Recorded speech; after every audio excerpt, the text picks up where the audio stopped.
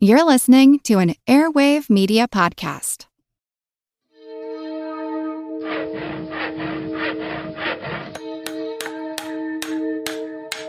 Monster House presents. Monster Talk's a proud member of the Airwave Media Podcast Network, home of such shows as the Daily Meditation Podcast, I Know What Scares You, and When Things Go Wrong. If you'd like to advertise on this show, contact sales at advertisecast.com. It's actually quite unlike anything we've ever seen before. A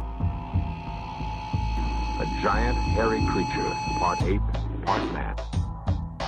In Loch Ness, a 24-mile-long bottomless lake in the Highlands of Scotland. It's a creature known as the Loch Ness Monster.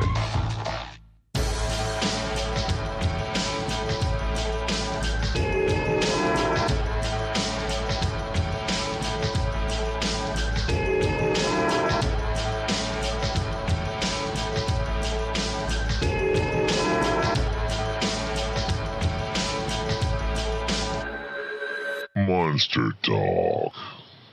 Welcome to Monster Talk, the science show about monsters. I'm Blake Smith. And I'm Karen Stolzno.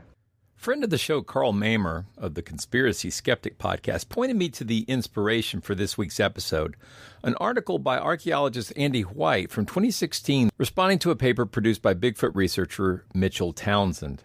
Links to all this stuff will be in the show notes. The paper Townsend published, which is hosted at the interestingly named website SasquatchGenomeProject.org, is a nearly 100-page description of some bone stacking behavior observed near Mount St. Helens, which the author attributes to Bigfoot. Andy White wrote his response in a thoughtful, rational way that reminded me very much of happier times in the world of online cryptozoology, when people would posit serious ideas and others would critique them. White's response is focused on the claims in Mitchell's paper, and while I think the temptation to dunk on the befuddling nature of the claims or the paper's author itself might be powerful, the archaeologist sticks to the arguments, and I found that commendable. I asked Andy to dust off his response and refresh his mind and to come and talk with us today about how and why he posted his rebuttal.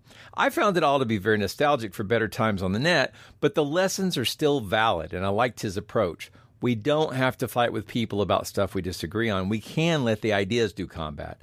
And in the end, I think the scientific approach hews closer to the underlying truth than wild speculation does. Have a listen to this interview and see what you think. Monster Talk. So, welcome to Monster Talk. Tonight we're talking with Andy White, who is an anthropological archaeologist. But since it's our first time talking, I'd like Andy to introduce himself. How would you like to be known, Andy? I am a professional archaeologist. I've been doing this for, 30 years now. I've kind of spent some time engaging with pseudoscience and pseudoarchaeology maybe for the past decade. Most of what I deal with is stuff like lost civilizations, ancient giants, stuff like that is kind of one of those things that I think are egregiously false and wrong stories about the human past. But as you know, I do stray into things like Bigfoot and that sort of thing. And we all do. We all do. You can't escape it. I came to find your article through Carl Mamer, who hosts a podcast called The Conspiracy Skeptic. Definitely a friend of the show and a friend in real life. Although we are separated with him living in Canada, so we can't be close like we'd surely like to be. But Carl pointed me to your article about Bigfoot bone stacks, and I found it really interesting, and it reminded me of ye good old days, the past when I used to roam around on the internet on cryptozoology forums and comment and read, and just, everything wasn't trapped in the social media, walled garden, and you could just really have some great conversations and ask really interesting questions. But let's get started with our interview questions, and I'll let Karen kick it off. Yeah, I will. So, hi, Andy. Let's start at the top. What is your article a response to? And can you kind of summarize the claims that are made in the online posts and the academic paper that you're critiquing? I can, but it took some doing. So I put in the hours for you. I had to go back. Thank you. Because you're welcome. The blog post was years ago at this point. It's not something that I think about a lot. So I went back and I reread that and I checked the links. The links are still active. So the paper is still up. So it was a 94-page paper, a research paper. Wow. Yeah, that this person, Mitchell Townsend, who was also known as Dr. Johnny Dagger. Hey, that's right. Stunned silence. Right. Yeah, no, when you follow these threads out, it always turns into weird. No complaints. I'm known as Dr. Atlantis. I'm not a doctor, nor am I from the mythical underwater city. So I get the vibe.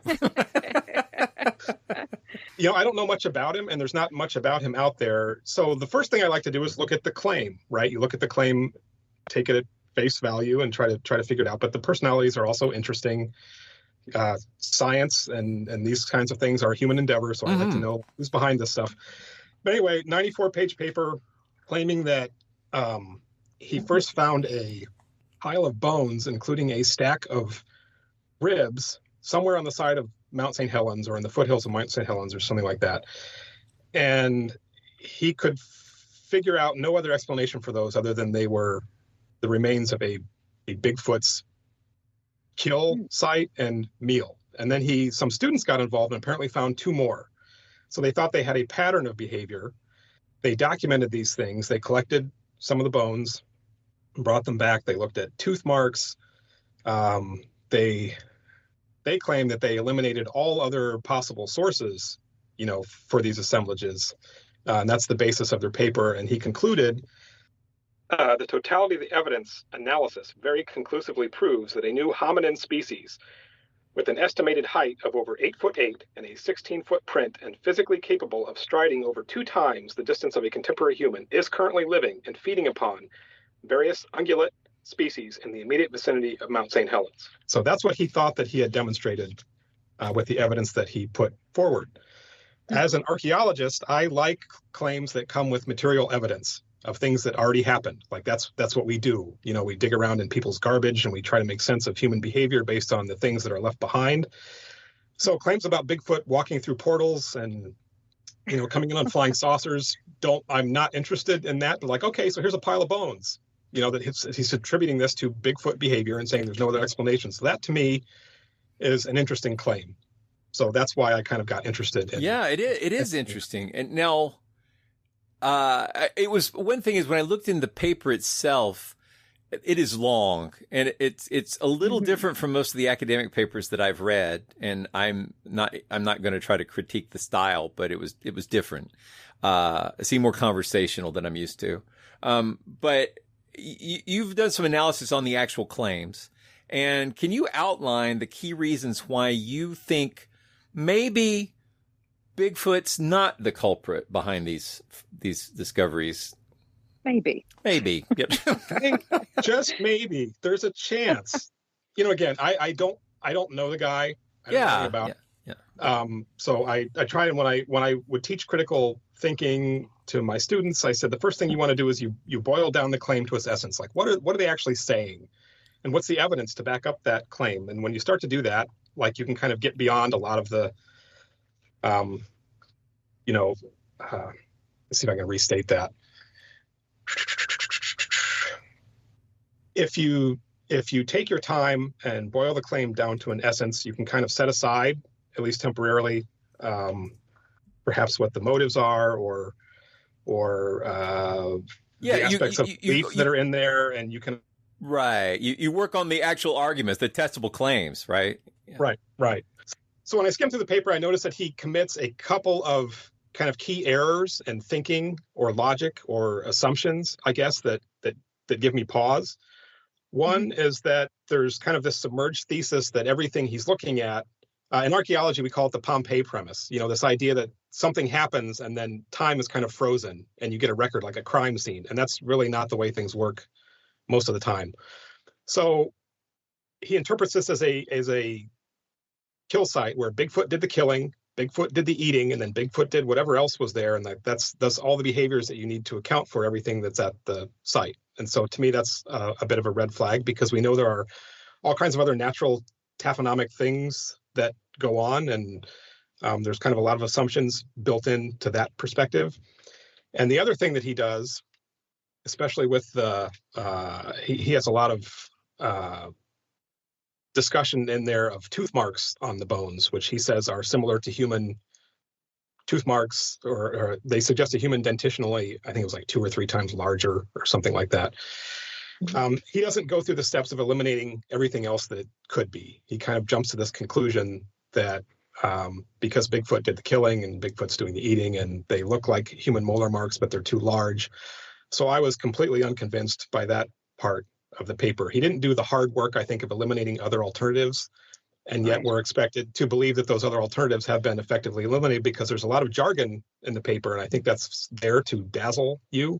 Like you said, it's a strangely written because he's got his like kind of firsthand account. I saw this and then I did that. But then when you get into it, he has words in there that I don't even think are part of the English language that I did not understand. And I looked up and I could not figure out what he was talking about. I kind of put it together after a while, but it's bizarre. It's different. Yeah. Different is a very kind word. Yes. So, Andy, you mentioned the absence of what you refer to as high utility parts in the bone stacks and suggested some alternative explanations. Could you delve deeper into these alternative hypotheses and explain a little as to why they cast doubt on the idea that Bigfoot was involved here?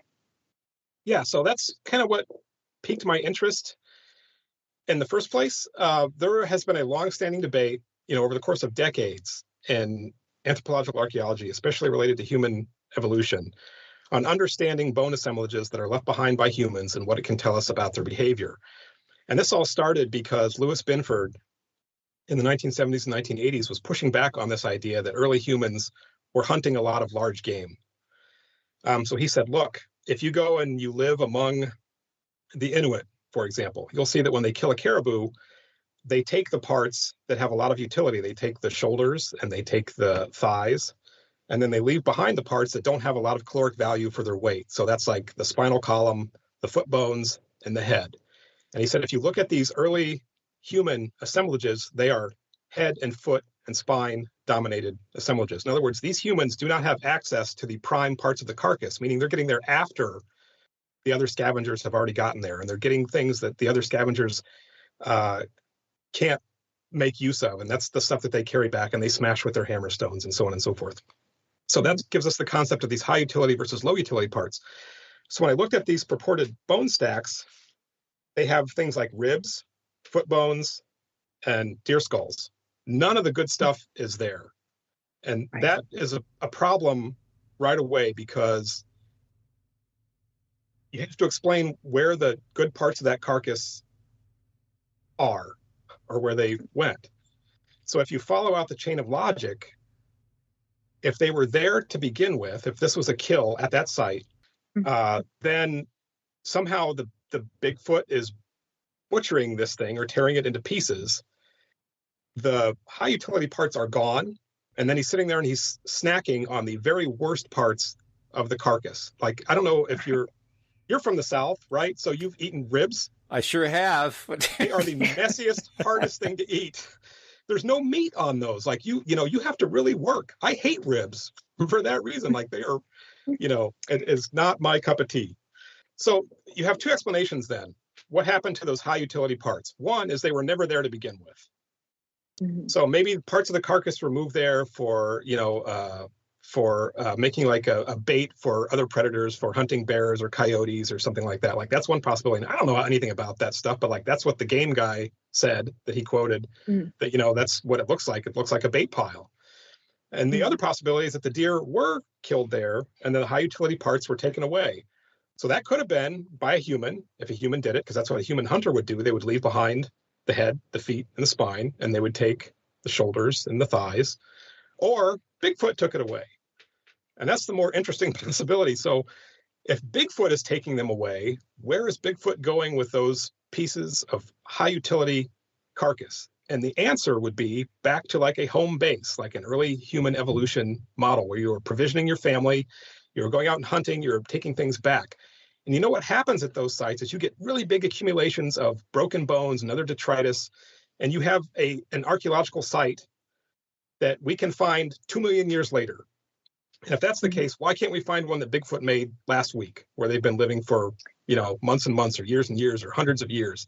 And that's the part that makes no sense to me. So something does not compute there at all. If that's a Bigfoot kill site, then where's the Bigfoot home base site? Well, I would suggest one thing is that, with humans, especially a long time ago, we had to use stone tools to do this work, which was very messy. But all this Bigfoot stuff can be done with the incredibly sharp Occam's razor, which doesn't leave a mess. The stacking behavior, though, like these bone assemblages, do we know of any animals that do that besides humans? Or, I don't want to dismiss that, because sometimes animals, especially, pack rats, there's animals that do weird things with items. I can think of a few examples where they make things with other animals' trash. And again, like I don't know enough about, so like he's right. If you look at the photos, at least one of those, like there is a stack of rib bones there. Though I put stack in quotation marks. Yeah. I'm doing air quotes. I know you can't see me, but I'm doing air quotes. Because stack to me suggests, like I'm sitting there with my dinner plate. I eat a rib, I put it down. I eat a rib, I put it down, carefully next to that one, and I make a little stack on the side of my plate or whatever. Yeah. That's what stacking implies. It looks like a jumble of rib bones. So it's like an assemblage that's there that's not articulated anymore with the rest of the skeleton. So how does that happen? I don't know. If you're making a bait pile, do you have a bucket full of ribs and you dump them out? And that's where the rib pile comes from? Like when my kids find a deer skeleton, they start picking up bones and putting them into a pile, So I can think of a lot of different ways that might happen that don't involve some kind of supernatural, undetected 8-foot hominid walking around in the forest. So I feel like the word stacking, I think, kind of implies part of a behavior that I wouldn't necessarily assume is there. And if you look at some of the pictures, like one of the quote unquote bone stacks, there are ribs scattered around, and one of the ribs is sticking out of a clump of grass. That is not a stack. I don't care what your definition of stack is. That does not cut it. Yep. So, if you want to believe that, sure, any assemblage of bones can be manipulated by Bigfoot. But if you're looking for a real pattern of behavior, I will not hear you critiquing Bonehenge.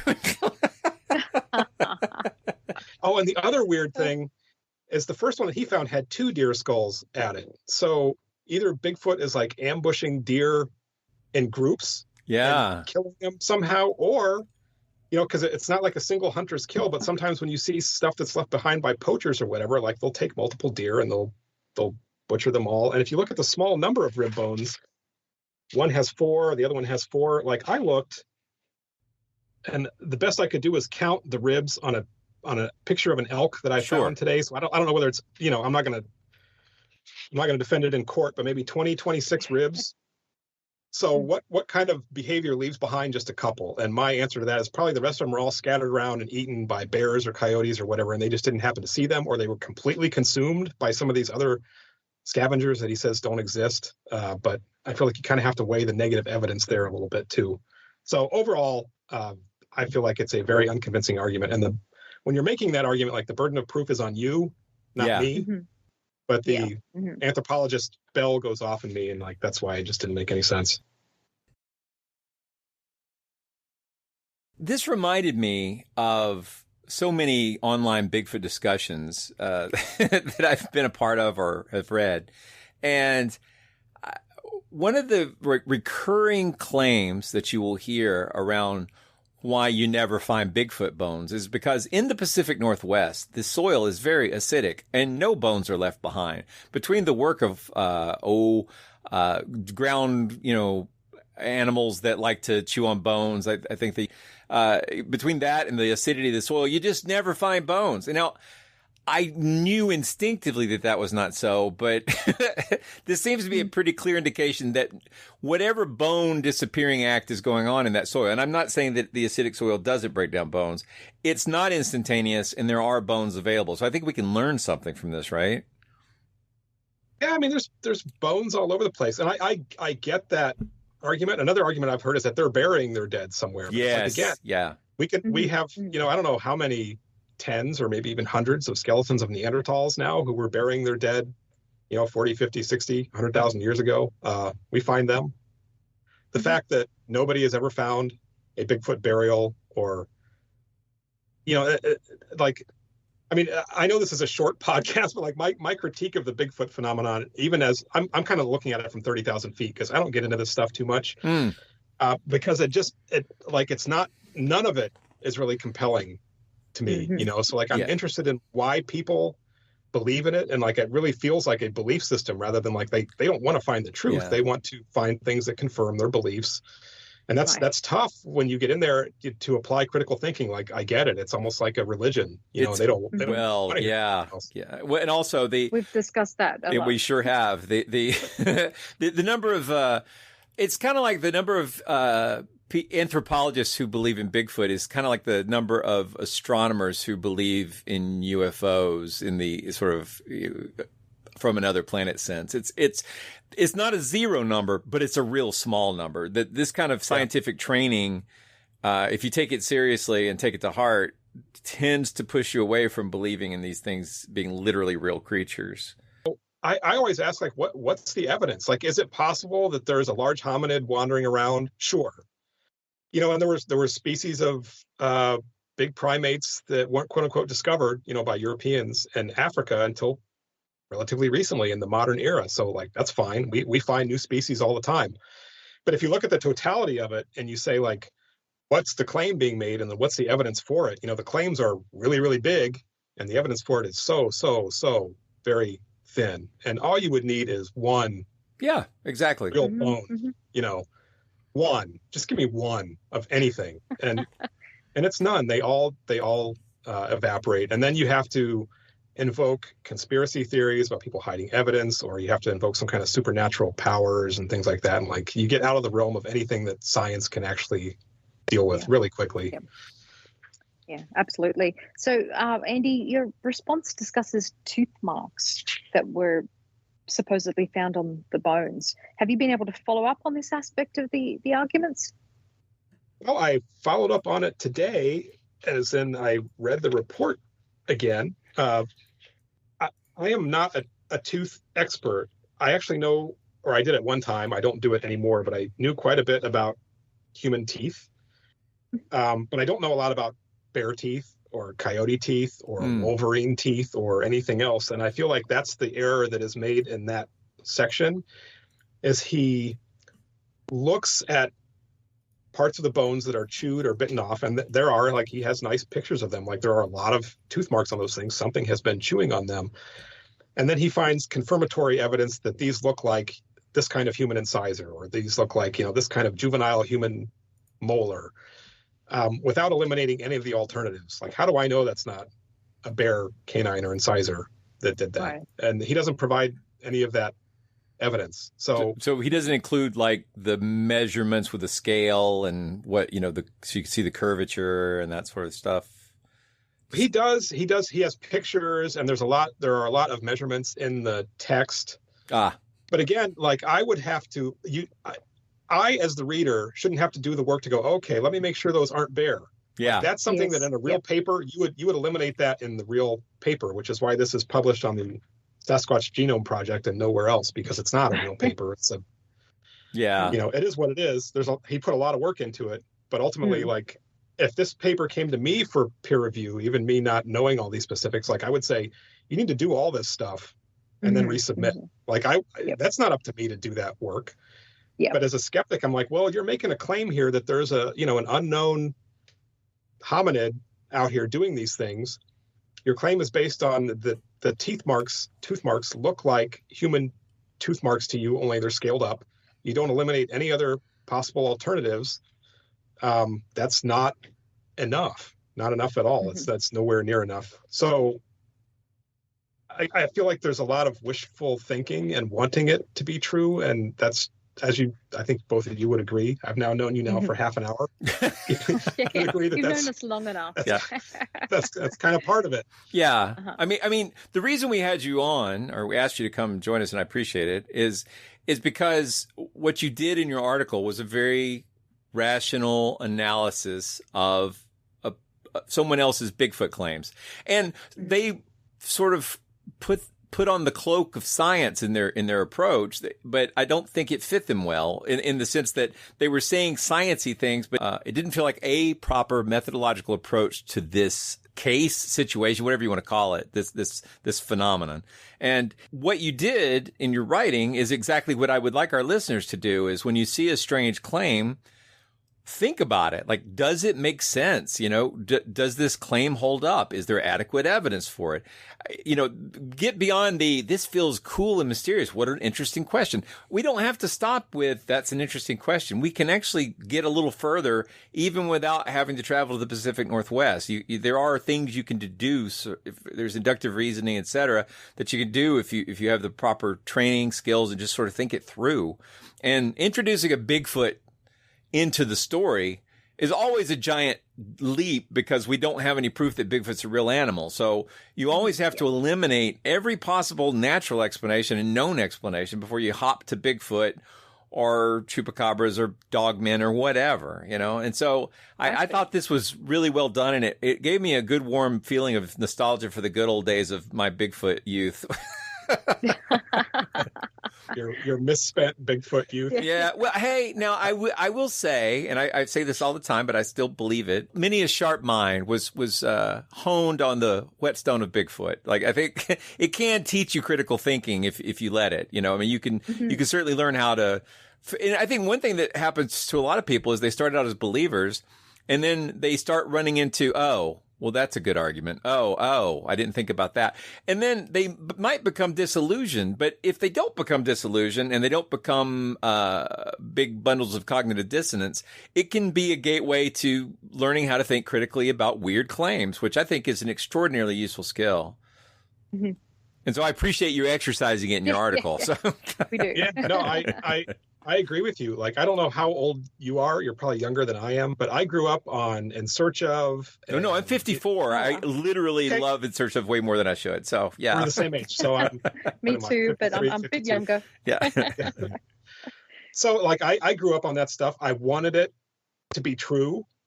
You know, I wanted these fantastic things to be true. And then even through high school and college, like, and, you know, back in the pre-internet days, like, you'd have to go to the library and check out books on this garbage in order to digest it, or get whatever you could on TV. And as I was, like, I read more and more of that stuff. And as I, you know, learned how to do archaeology and learned about the real prehistory of the world, you don't realize that stuff is garbage. But you learn the stuff that the producers chose not to include. That's the missing sauce. Right. But it has, like, it served me well too, you know, like going like, well, I know that this is probably wrong, but, like, how can I prove that it is wrong? Or do I need to prove, like, you start to understand claims and being able to dissect them and try to understand them and figure out where they're coming from and what science is about and how you do it, and the inductive side, the deductive side. And, like, all those are great. And I feel like they are sorely lacking in our society today, unfortunately. And I used to teach a class called Forbidden Archaeology for 3 years, where that was we talked about all of this kind of garbage pseudoscience and pseudoarchaeology, you know, stuff that has to do with the human past, Atlantis and all that stuff. No offense, Atlantis is fake, but what? It's related to European colonialism and, you know, slavery and all that good kind of stuff. But it, you know, to teach people, like, you can assert anything you want, you can say anything you want, but how do you know when somebody does that whether their story is credible or not? How do you discriminate between two alternative explanations? Like, what's the process that you go through to do that? And those are great thought exercises. You know, all of these kind of outlandish claims are fun to talk about, but in a way, to circle back around, like, I think they're actually teaching you something very important about the process of discerning what, not even what truth is, but kind of what you can hang your hat on and what your best, you know, better served leaving alone. I think Bigfoot has a low anger content. There are some people who get very upset about Bigfoot, and we also like to say that in the world of Bigfoot, you see the entire spectrum of human belief writ small, you know, because you find people who don't believe at all the way to people who treat it exactly like a religion. But in between there, you can engage with all kinds of levels of belief and ideas, and learn how to engage and discuss stuff with people in ways that don't trigger big fights, but maybe actually can, you know, sway people to think a different, not necessarily to change position, but to at least think about it in a more critical way that helps them sort of eliminate the nonsense, you know? Yeah. I mean, I think there's a spectrum, you know, from there's your con men, and most of them are men. Most of them are white men, probably. there's your mentally ill people. There are your, you know, people who are religious about it. true believers, and then there are the genuinely curious. And like that's the audience that I try to reach, is the genuinely curious. Oh, yeah. And I've had people write me emails and say, I found your blog post. Like, you're a backstop for me for understanding this stuff. And so like that was one of the things that got me interested in writing and like talking about this stuff publicly, because there need to be resources out there to think through some of these things and to help people do that. Oh, absolutely. It's a public service. Yes. Well, since our search engines no longer work, at least we can point people to your content through our podcast posts, right? So that'll help. I have one quick sort of not directly related question, because a lot of our listeners are younger and are interested in science careers. Can you tell us a little bit about what you do professionally with your training and education? Like, are you working in field right now? And or just, is there anything you'd like to say to people who are interested in becoming archaeologists? Yeah, don't do it. Okay, that's what I've heard from most archaeologists. I'm not even joking, but no, it's a fascinating profession. It's not at all what most of the public thinks it is. I love it. I find it very fulfilling. At this point, like I'm working. I'm kind of in the pasture, not out in the field anymore. So I do a lot of report writing and analysis. I do a lot of computer simulation and modeling. But it requires a lot of education, I think, to kind of do it right. But I feel like the questions that we try to answer as archaeologists, like humans are really, really hard to study, even in the present. Like ask a psychologist or a sociologist how easy it is to figure out what humans do. And then try to do that in the past when you can't actually see them, when all you have are little bits of garbage left behind. And that's archaeology. So we are trying to answer questions on big scales of time and space with very little record, and it's tough. So in some ways it's very fulfilling, and in other ways, like, I know some of the questions that I have about humans and why we are the way we are and why things are the way they are, like, will probably not be answered by the time that I die. And that's kind of depressing. But at the same time, like, I feel like it's kind of, it's a noble pursuit in a way. You're not going to get rich doing it. It's not about finding a lot of artifacts and selling them. There's ethics involved and that sort of thing. But I feel like getting the human past right is important, which is one of the reasons why I chose to engage with pseudoarchaeology and pseudoscience, because a lot of the kind of misappropriation of the human past has a pretty sinister side to it historically, and there's a lot of bad context. There is a lot of racism and white supremacy and things like that go into ideas and claims about Atlantis and giants and all these kind of fantastical things, ancient aliens that people think are funny. There's a dark side to that, so it's important, I think, to help people understand the context. But it's not for everybody. I will say that. And sometimes, some days I don't think it's for me, but most days I'm pretty happy with my choice still. Well, thank you for doing it. So I appreciate it. Yeah, absolutely. Andy, you're our kind of guy. But this is your first time on the show, so hopefully we can have you back on again about some other topic. But we always like to ask our guests when they come on for the first time a particular signature question. So I'm going to ask you now, what's your favorite monster? So I was prepared for this question, and I thought about it all day, Karen. And thank you. I finally came up with my answer, and I'm going to waffle, and I'm going to divide my favorite monster into 3 different pieces, which each piece has a representative. So it's a monster. Chimera. Sure. What? Right. Yeah. Done. See you later. Thank you very much. Now, the first one is monsters from my childhood, and this is a general group award that I knew were not real. And that's like your monsters from Godzilla, like Mothra and stuff like that I would enjoy watching on Saturday morning. And those really, really bad movies from the 1950s and 1960s, and were just like, they were fantasy monsters, and I understood that, and I love those kind of monsters, and I still do. And number 2 is monsters that I always hoped were real, and my flagship monster for that is the Loch Ness Monster. Because as a kid, again, growing up with In Search Of, that was one of the things that would come on in the beginning of that show, was that famous picture of the purported Loch Ness Monster neck and head coming out of the water, that freaky reflection. And like, I was so into dinosaurs, and I wanted there to be one that had survived, and that was swimming out to the ocean, like a plesiosaur or something like that. And like, I loved that idea. So I really hoped that monster was real. So that's, that goes for a lot of those kinds of things, but I chose Loch Ness just to pick a classic. And then the third type is the monster that I always hoped was not real. And that was the one that I am still sure to this day was living right underneath my bed and would grab my hands and my feet if they dangled off the side. See, this is a classic archaeological question that I ask all the time on this show. What was the ecosystem that those monsters lived in before we invented beds?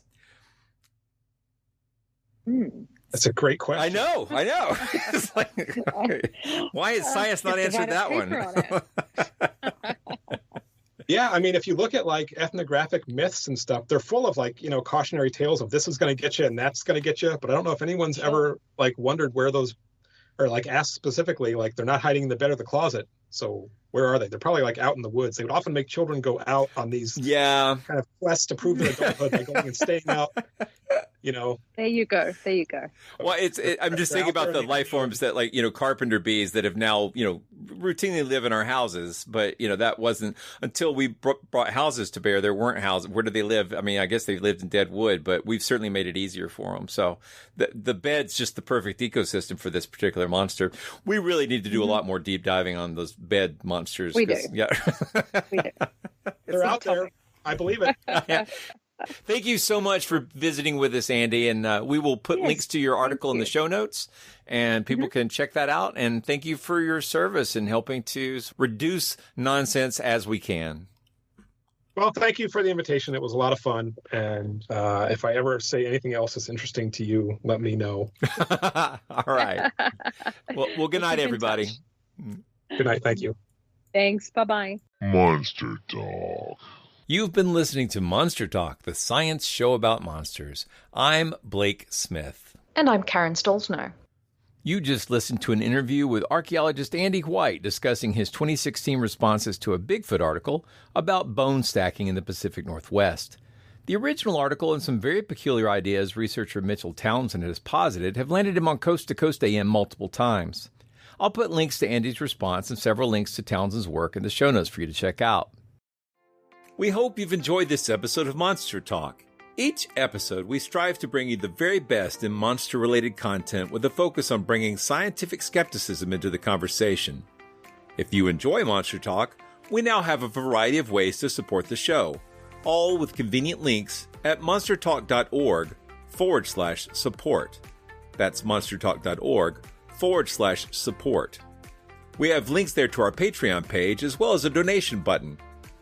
Another great way to support the show is to buy books from our Amazon Monster Talk wish list, which directly helps us with our research. We love used books very much, so don't feel compelled to buy new ones, and we love Kindle so we can share our digital libraries with each other.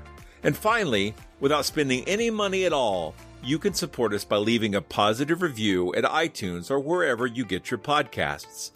Positive reviews help keep us visible in iTunes, which is a great way to help us find new listeners. And please share our show on your favorite social media platforms. Monster Talk's theme music is by Peach Stealing Monkeys. You could be listening to almost anything, but you chose to listen to us, and for that, we thank you.